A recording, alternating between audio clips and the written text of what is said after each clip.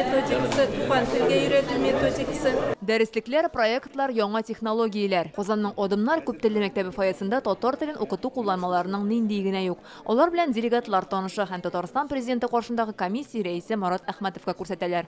Казан мәдәният институты белгечләре төрле халыкларның һөнәрчелек сәнгатен өйрәтү өчен виртуаль дәресләр проектын эшләгән. Миңа турыдан-туры татар теленә кагылышы сизелми. Әгәр сез менә татар теле буенча бик үтемле, кызыклы проект тәкъдим итә алсагыз, менә шушыны тулысынча татарча тәрҗемә. Шаян ТВ балалар телеканалы да үз проектларын Шаян Әлифба һәм Балачак җырын тәкъдим итте. Балалар татар хәрефләрен, татар сүзләрен өйрәнә алалар. Бүгенге таләпләргә карап эшләнгән проект балаларның игътибарын алган төрле төсләрдә темп, ритм бөтенесе уйланып эшләнгән җыры да күңелгә сеңә тора. Бу мөмкинлекләрдән файдаланып, балаларга телне тагын да үтемлерәк итеп өйрәтү. 500ләп укытучы җыелган залда шул турыда сүз барды. Иң беренче булып укытучыларга үз хәйр-фатихасын Татарстан президенты каршындагы комиссия рәисе Марат Әхмәтов бирде. Милли мәгариф, әлбәттә, телебез, милләтебез язмышын, ул безнең төп умыртка баганасы.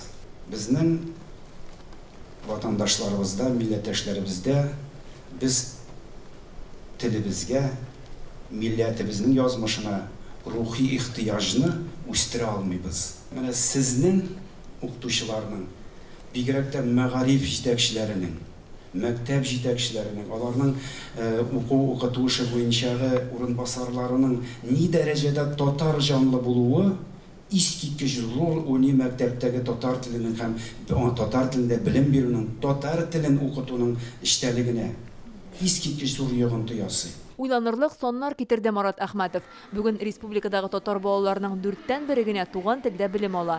Быел 7 районда 9нчы сыйныфны тәмамлаган татар балалар арасында татар теленнән имтихан бирүче булмаган. Безгә урыннарда татар җанлы район хакимият җитәкчеләре дә бик кирәк.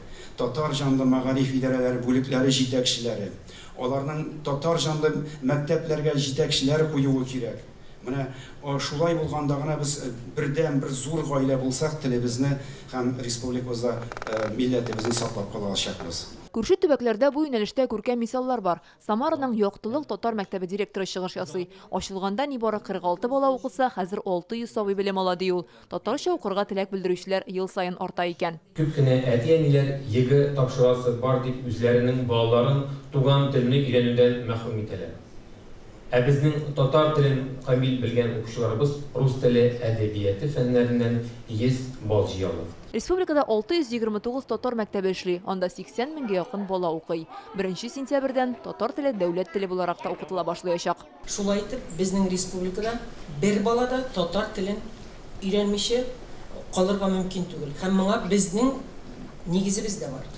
Ягъни татар телен дәүләт теле буларак уку, ул баланың сөйләмгә чыгару, коммуникатив технологияларда үстенлек бирү дигән сүз. Руния Зайнетдинова узак еллар рус балаларына татар телен укыта. Мәктәптәге 100 баланың барысы да өйрәнә ди. Урыс балалары белән гел татарча сөйләшеп булмый дәрестә.